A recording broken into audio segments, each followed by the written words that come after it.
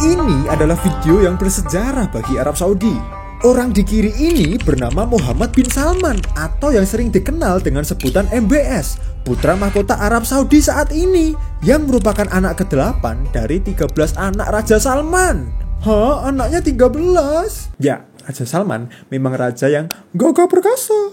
Lalu yang di kanan ini adalah Muhammad bin Nayef. Dia adalah keponakan dari Raja Salman sekaligus sepupu dari MBS. Muhammad bin Nayef merupakan seorang mantan putra mahkota Arab Saudi sebelum ia digulingkan oleh MBS. Video ini berisi janji setia Muhammad bin Nayef kepada MBS yang disiarkan ke seluruh penjuru Arab Saudi. Tapi kronologi di belakangnya. Sebelum video ini di-tag, The Guardian melaporkan bahwa Muhammad bin Nayef ditahan selama berjam-jam di dalam suatu ruangan untuk menandatangani surat pengunduran diri dan janji setia kepada sepupunya. Dia diancam selama berjam-jam dan kalau tidak mau menandatangani surat perjanjiannya, seluruh keluarga wanitanya akan diperkosa.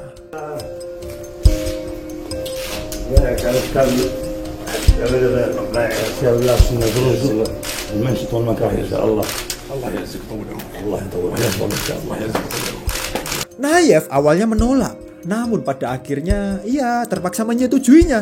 Dan video yang disiarkan ke seluruh penjuru Arab ini adalah upaya untuk mempermalukan Pangeran Nayef dan untuk menjatuhkan karakternya. Setelah mengundurkan diri, Pangeran Nayef menjadi tahanan rumah dan seluruh asetnya disita. Kerajaan Arab Saudi mengeluarkan statement bahwa semua ini terjadi karena Nayef melakukan korupsi dan kecanduan narkoba. Tapi banyak yang mengira kalau ini adalah upaya MBS untuk menyingkirkan ancaman kudeta dari sepupunya. Dan 21 Juni 2017, Pangeran MBS naik tahta menjadi putra mahkota kerajaan Arab Saudi. Dan disinilah tangan kotor MBS selanjutnya dimulai. Mari kita pelajari lewat cerita.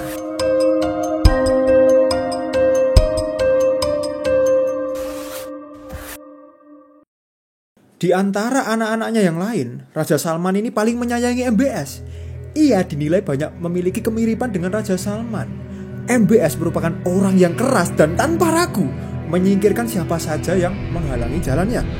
November 2017, 5 bulan setelah menjadi putra mahkota Arab Saudi, MBS menahan 381 pangeran dan pebisnis yang paling berpengaruh di Arab Saudi selama berminggu-minggu.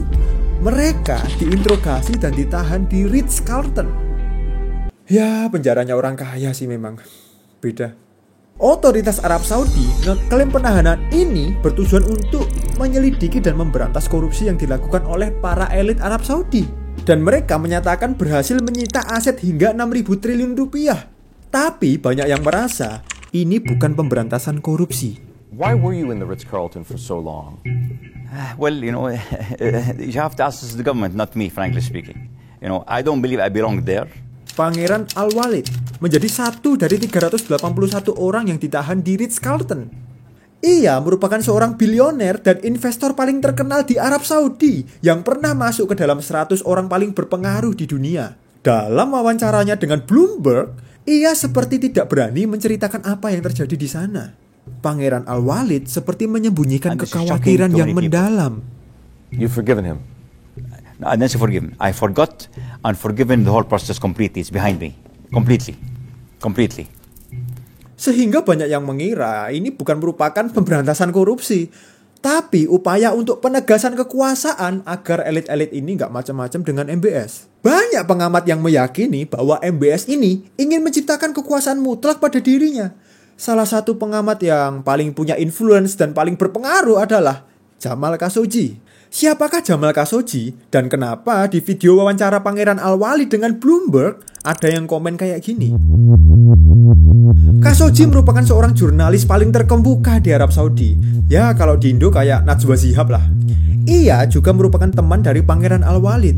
Pada saat Pangeran Al-Walid diwawancarai oleh Bloomberg ini, Khashoggi sedang tinggal di luar negeri dan menulis untuk koran Washington Post.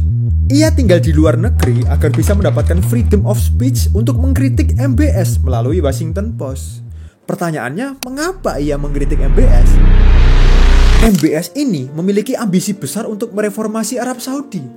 Ya, seperti yang kita ketahui lah ya, kalau Arab Saudi ini sudah sejak lama menggantungkan ekonominya kepada minyak bumi. Dan MBS ingin melepaskan ketergantungan tersebut dengan menjadikan Arab Saudi sebagai destinasi favorit pariwisata dunia. Nah, untuk mencapai tujuan tersebut, cara yang ia lakukan adalah membuat Arab Saudi menjadi negara yang terbuka dan mengubah beberapa peraturan keagamaan yang dianggap kuno, seperti menghapus polisi syariah, memperbolehkan laki-laki dan wanita sekamar di hotel tanpa bukti nikah, memperbolehkan perempuan bekerja di pemerintahan dan militer, memperbolehkan penggunaan bikini bagi wisatawan di pantai, memperbolehkan penjualan minuman beralkohol di kota Neom, dan memperbolehkan bioskop serta konser musik beroperasi. Padahal kedua hal itu sudah sejak lama tidak diperbolehkan. Bagus ya sebenarnya MBS ini, orang yang cukup inovatif gitu loh. Tapi banyak pihak yang gak setuju dengan reformasi yang dilakukan oleh MBS ini, terutama ulama-ulama yang ada di sana. Alhasil, laporan BBC tahun 2017 mengungkapkan MBS telah memenjarakan lebih dari 20 pemuka agama hanya karena perbedaan pendapat.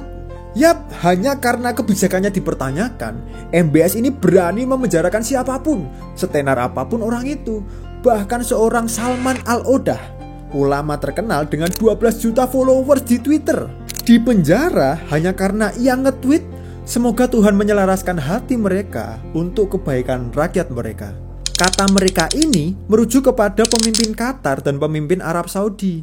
Ia ingin Arab Saudi dan Qatar ini berdamai. Jadi pada masa itu, MBS ini mengeluarkan kebijakan untuk memboikot Qatar karena Qatar dianggap mendanai teroris.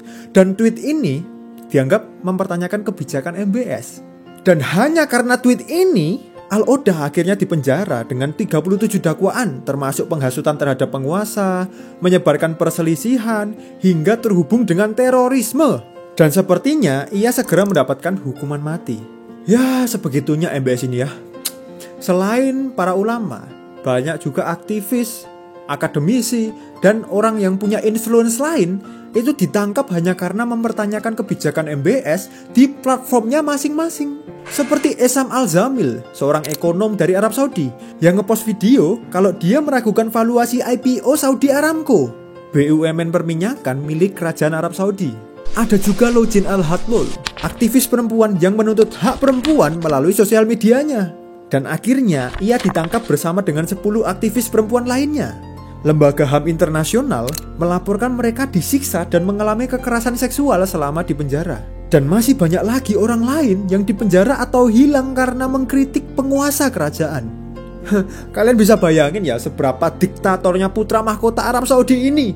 Masyarakat Arab Saudi jadi tidak memiliki freedom of speech. Dan inilah yang dikritik oleh jurnalis Arab Saudi tadi, Jamal Khashoggi. Di tulisan-tulisannya, dia cukup keras mengkritik MBS, bahkan sampai menyebut MBS berlagak seperti Putin. Khashoggi berani mengkritik keras MBS karena ia berada di luar Arab Saudi, jadi dia merasa aman. Tapi apakah benar aman? Pada bulan Oktober 2018, Khashoggi dinyatakan hilang. Dan dari semua kasus kotor yang dilakukan oleh MBS, hilangnya Khashoggi ini merupakan yang paling menggemparkan dunia pada masa itu. Bukan hanya karena Khashoggi merupakan orang yang terkenal ya, tetapi juga karena hilangnya Khashoggi itu berada di kantor kedutaan Arab Saudi di Turki. Agak tulul ya, MBS ini entah dia blunder atau karena MBS ini benar-benar ngebet untuk membungkam Khashoggi, tapi yang nggak di kantor kedutaan juga gitu loh kan, jadi ketahuan ya kan. Jadi ceritanya dia masuk ke dalam kantor kedutaan Arab Saudi di Turki buat mengurus surat nikah dengan calon istrinya orang Turki. Nah habis masuk ke dalam, dia nggak keluar lagi dan calon istrinya ini nunggu di luar sampai malam. Dan akhirnya Khashoggi dinyatakan hilang. Setelah tak pelajari kasusnya, katanya intelijen Turki memiliki rekaman suara saat Khashoggi ini sedang disiksa. Sampai ia nangis-nangis katanya, dan terlalu sadis untuk di-share ke publik. Padahal ini cuma rekaman suara tok. Ya kalian bisa pelajari kasus ini lebih lanjut lagi ya, karena ini banyak yang bahas kok. Dari sini kita bisa melihat ya bahwa MBS ini merupakan orang yang memiliki ambisi dan cita-cita yang besar untuk menjadikan Arab Saudi negara modern yang tidak bergantung pada minyak bumi saja. Pembangunan kota Neom serta reformasi kultural merupakan salah satu contoh betapa inovatifnya seorang MBS. Tapi di tengah ambisinya yang sangat besar, dia ini merupakan orang yang tidak punya hati nurani dan seakan-akan ingin mengatakan kepada rakyatnya, "Kalian akan menuju kemakmuran bersamaku. Dan aku akan memberi kalian kelonggaran dari cara hidup tradisional."